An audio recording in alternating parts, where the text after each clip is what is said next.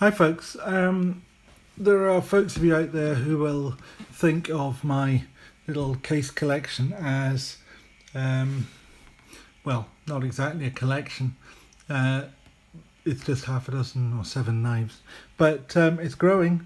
First time I showed this was earlier this year, and I only had, well, I only had that one, and then I had these 3, and then I had these 4, and then I had 5, 6 and 7, so I just thought I'd put a little video out there and show them the ones that I've got here. Actually, I'm really taken with them, and I can see myself ending up with an awful lot more of these. I could even see myself with having the same basic patterns, but in lots of different finishes. And to that end, I've already kind of started down that route, in that I have a standard trapper and a mini trapper, and I have a standard stockman, although Heine Haynes called it large stockman, and I have the mini stockman. I've got a Sodbuster Junior, and then at this end I've got the standard canoe, and you could call it the mini canoe, but it's called the mini butterbean, but it is the mini canoe. I couldn't get it in the burnt amber jig bone, which is a shame, so I've got it in smooth chestnut bone instead. Now I could have got the large trapper in amber jig bone, but I just kind of like the look of that blue, and I thought I'd try it. So there's a good chance that one day you'll come on here and you'll find that there's another one of these, but in this bone finish. They only had this large one in the Delrin, but I actually thought it was quite nice. It was quite a nice opportunity to try one of the Delrin knives, because I tend to always go for the higher specified or more expensive, whatever you like, knives with these lovely sort of bone handles and so on. But this is the working man's version of the working man's knife. Since time immemorial. I mean, it's probably as iconic as the Osborne from Benchmade, the 940. It could be almost as iconic as that, or in some ways the sort of Sodbuster style knife. But I saw this one, I thought I'd pick it up. One of the other reasons is that when you have the mini size knives, now these are they're very carryable knives, and they make a very good pocket tool to have with you. Sorry, I'm opening this off camera because honestly I don't want to lose any more fingers. So yeah, I used that. I was sharpening that butterbean the other day and just accidentally took it across the back of my hand, which made a rather lot of mess and a surprisingly large amount of blood. But anyway, when you have the mini ones, they're nice knives, and they're lovely to feel in hand. But for a user knife, they are on the small side, especially when I've got not inconsiderable hands. Whereas this, and if I can do this at all on camera, I will. I'll open it. Magic! He's done it. This one is actually, would I want a bigger one? No, not really. There's a really good compromise between small enough to put in your pocket, big enough to actually be a proper sized knife. Now, if you're doing something like cutting an apple, that blade is long enough to go right across the apple, and not just to sort of cut through it and have the apple kind of burst off the side. It actually works. The other blades on there are also quite usable. The only downside to this one is it's not the Delrin, it's the fact it's carbon steel. Now lots of people will say, oh yeah, well that's wonderful, that's the classic, that's what I want. But I don't really like patina on these things. I was fed up with that when I was a child, and every knife I got turned grey in a matter of minutes. I like shiny. Quite like satin as well, but I like shiny. This one is, the trapper here is in stainless steel. So I had to get this one out again because one of my new friends and all of this, Tobias, Knife Chats with Tobias. If you never watch any other channel, I mean, you'll probably all watch Paddy's Potato Peelers, and Paddy is brilliant. But if you want someone else who is just as good as the most fabulous voice, Knife Chats with Tobias.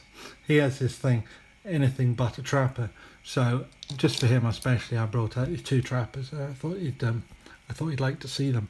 I mean, I know I'm only winding him up really, and I don't think he's that serious. I don't think he'd, you know, he does have trappers, I think, and I don't think he'd throw them away. But you know, these trappers are an interesting design.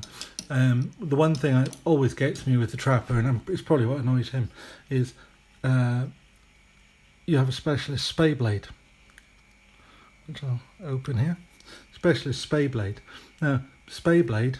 Now, if the name doesn't tell you, but you know, maybe you're not familiar, maybe English isn't your first language. I don't know. Spade may not be a word you come across every day. There are two times you come across the word spay. One is to it's a river in Scotland, River Spey, and the other is actually it was also the name of a boat or ship on which I served with the Royal Navy, HMS Spey, but named after the river, not the knife. Spay means to castrate or sterilise an animal.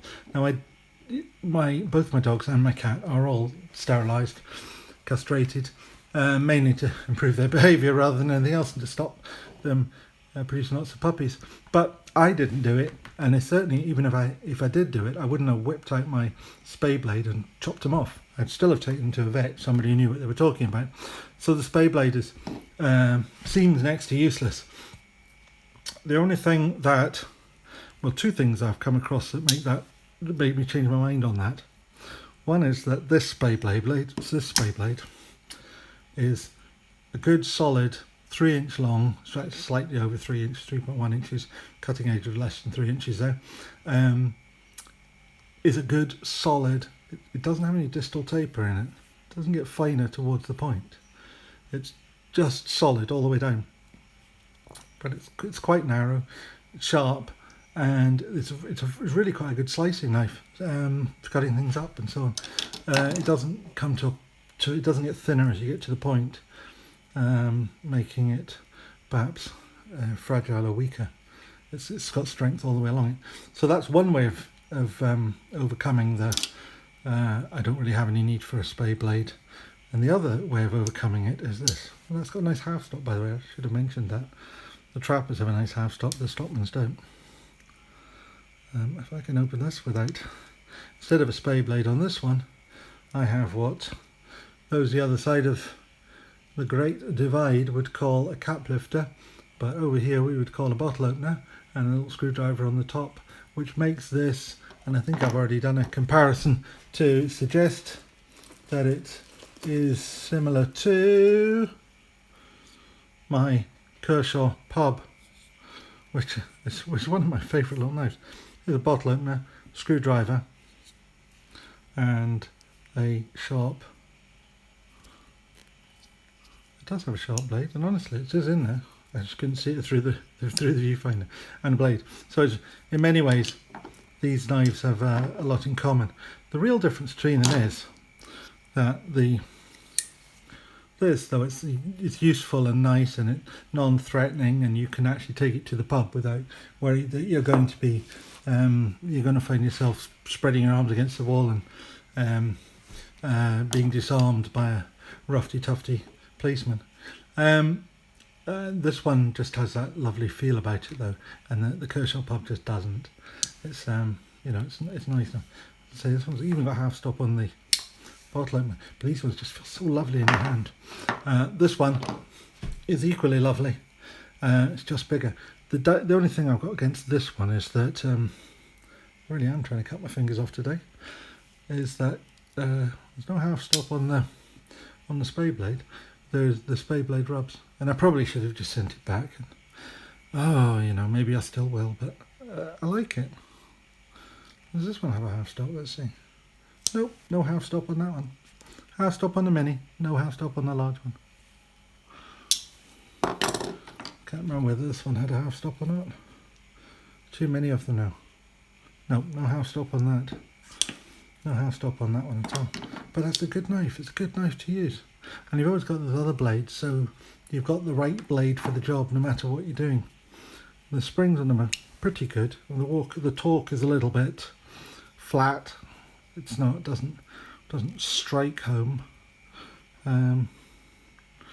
but I don't think these are collector's knives. And well, I mean, they're part of my collection, but you don't buy one of these because you're thinking sometime in the future you're going to make a lot of money on them. There's a lovely little sheep's foot blade. I like sheep's foot blades. When I first started buying knives again last year, 2 years ago, first two knives I bought were a pair of sheep's foot blade Sheffield knives, one in bone and one in rosewood, which I just bought as nice little pocket knives. And this one has again the Spade Blade, but the Spade Blade is almost more like a pen blade. To be honest, it's a Spade Blade. It's probably a bit on the short side, but certainly makes a very good pen knife. You can keep that nice and sharp as your reserve scalpel for when you really need something cut. Anyway, I've rambled on for 10 minutes on these knives with nothing really particularly to say other than, hey look, I've got some more. That was my sole reason for bringing these out here today. Putting them out on show was just to say I'm really enjoying these case knives, and if nothing comes over from this at all other than that, I just really like them. So any of you out there got a case knife that you really don't like or you're fed up with or whatever, please send them to me, and they can join my collection, and you can make me very, very happy. No, seriously folks, all I'm wanting to say is here they are. I really like these. I'm really enjoying them, and I hope very much more. I'm going to have to zoom the camera out for the next showing, but hopefully that won't be for too long because I've bought too many knives this year already. Okay, thanks very much folks. See you around. Bye.